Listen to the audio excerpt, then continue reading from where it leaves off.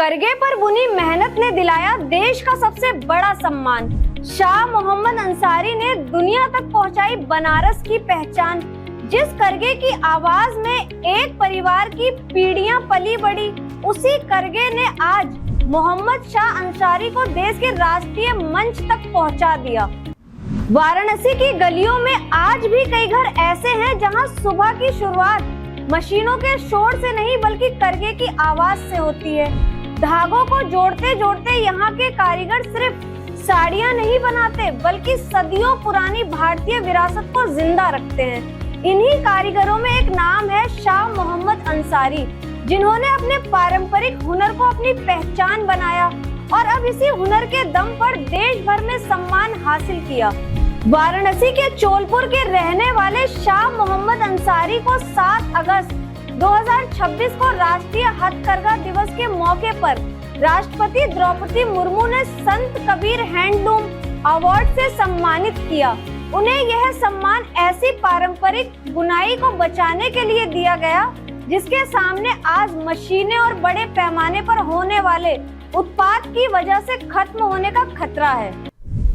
शाह मोहम्मद अंसारी की कहानी सिर्फ एक पुरस्कार जीतने की कहानी नहीं, यह उस इंसान की कहानी है जिसने बदलते वक्त के बीच अपने पुश्तैनी हुनर का साथ नहीं छोड़ा। बनारसी बुनाई आसान काम नहीं है। एक खूबसूरत बनारसी साड़ी के पीछे घंटों नहीं बल्कि कई दिनों की मेहनत, धैर्य और बारीकी छिपी होती है।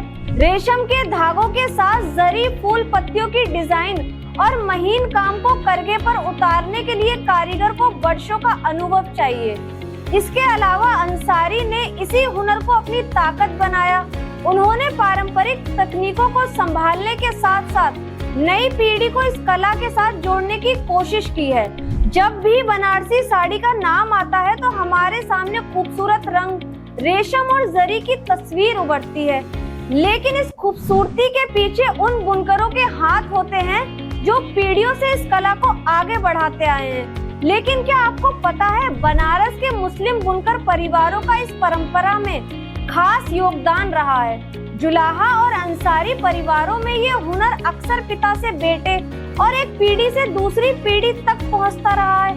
यही वजह है कि बनारसी साड़ी सिर्फ एक कपड़ा नहीं, ये भारत की साझा संस्कृति की एक खूबसूरत मिसाल है। एक तरफ इसमें भारत की कला और परंपराओं से जुड़े डिजाइन दिखाई देते हैं, तो दूसरी तरफ इसे तैयार करने में मुस्लिम बुनकर परिवारों की पीढ़ियों की मेहनत शामिल होती है। यही मेल बनारस की संस्कृति को खास बनाता है। आज बनारसी साड़ी की पहचान सिर्फ भारत तक सीमित नहीं, जब यह साड़ी दुनिया के अलग अलग देशों तक पहुंचती है तो उसके साथ भारत की कला, संस्कृति और कारीगरों की मेहनत भी पहुंचती है। यही वजह है कि हथकरघा को केवल रोजगार का साधन मानना काफी नहीं, यह भारत की सांस्कृतिक पहचान को दुनिया तक पहुंचाने का भी जरिया है।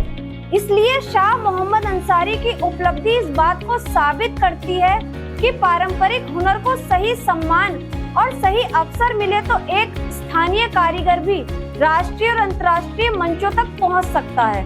लेकिन इस सफलता के साथ एक बड़ा सवाल भी जुड़ा है, क्या आने वाली पीढ़ी इस हुनर को अपनाएगी?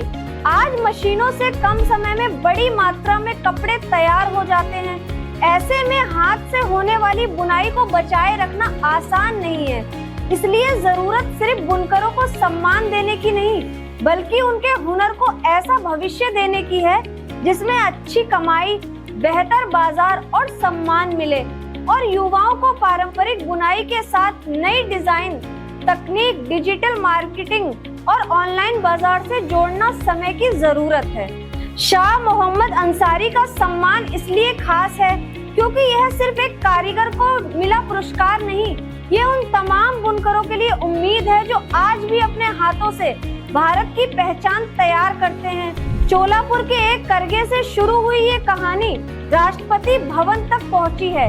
ये कहानी बताती है कि पुराना हुनर अगर मेहनत, नए विचार और सही अवसर के साथ आगे बढ़े तो वह कभी पुराना नहीं होता।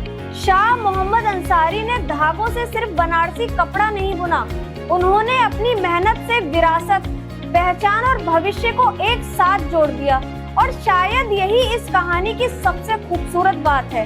करगा आज भी वही है, लेकिन उसकी आवाज अब बनारस की गलियों से निकलकर देश के बड़े मंचों तक पहुंच चुकी है।